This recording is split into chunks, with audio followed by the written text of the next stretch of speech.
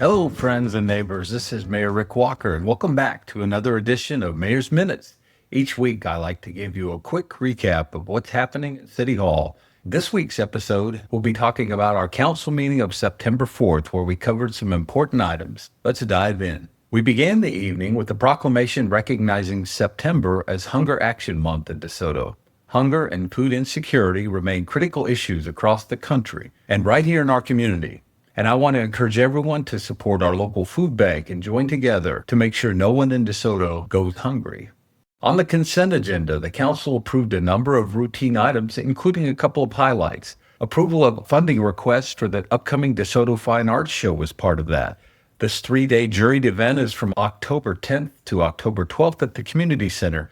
Features local and regional artists and expanded student artwork.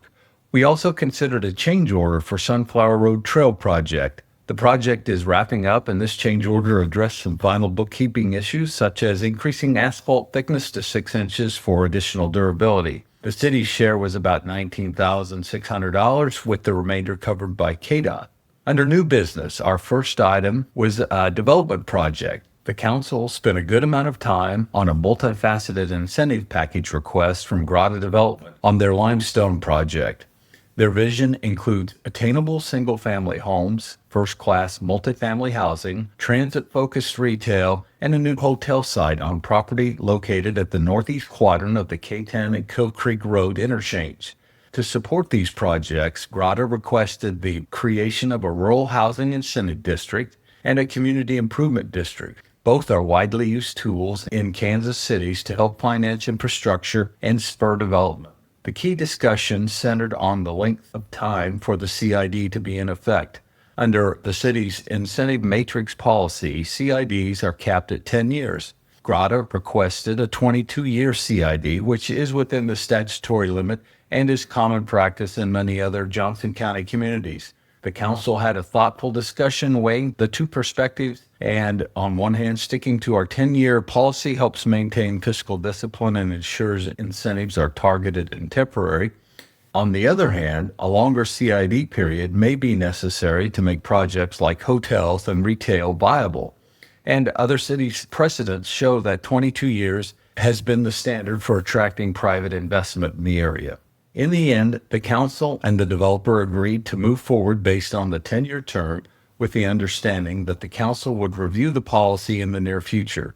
This decision supports growth and revitalization while protecting taxpayers and keeping the incentives aligned with community priorities. In other new business, the council approved an agreement with McEnany Construction for the 2025 Mill and Overlay Program with a low bid of $521,683. This competitive pricing will allow us to resurface more neighborhood streets this year and expand the pavement maintenance program. The council also approved an agreement with Kansas Heavy Construction for the Waverly Road Trail project. This is a pedestrian trail adjacent to Arcadian Estates, and the bid was about $269,000. Another major milestone was reached with the approval of a water rights agreement with Sunflower Redevelopment, LLC, that concludes more than 25 years of work to secure water rights for our water treatment plant. This agreement provides the city with senior water rights, easements, wells, and pipelines to support our water supply system. It's a huge step for our community's long-term water security and our ability to serve Astra Enterprise Park and future development. Finally, staff presented the 2026 city budget, which includes another significant mill reduction, down more than 6% for 2026 following last year's 30% drop. This reduction meets the city's revenue-neutral goal by offsetting the average increase in appraised values across DeSoto. In practical terms, the average homeowner should expect to pay about the same amount in city property tax in 2026 as they did in 2025. This continues our trend of responsible budgeting and mill rate reductions to counter rising property values, while still making investments in infrastructure, staffing, and services to keep pace with growth. As you can see, it was a full evening at City Hall, with incentive requests and discussions about important infrastructure, water, and budget milestones. Thank you for tuning into this week's Mayor's Minute. I'm proud of the progress we're making together, and I encourage you to stay engaged as we continue to build a stronger DeSoto.